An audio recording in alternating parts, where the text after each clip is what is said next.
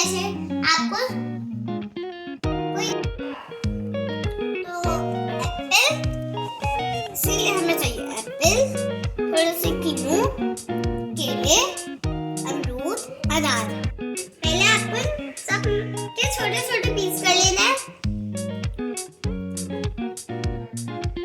Cut करके। तो guys अब हम इसको मिक्स करेंगे। तो गाइस अभी हम सारे फ्रूट्स मिक्स करके डालेंगे इसमें।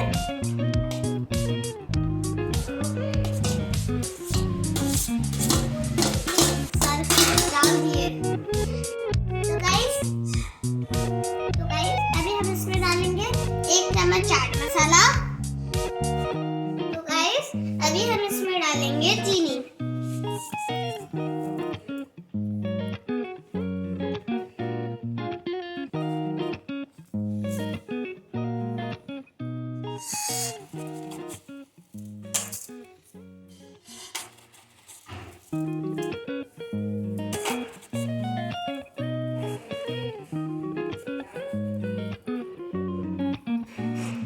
मिक्स करेंगे।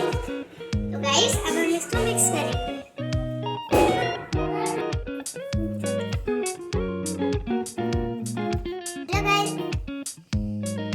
तो गाइस अभी हम इसको मिक्स कर रहे हैं।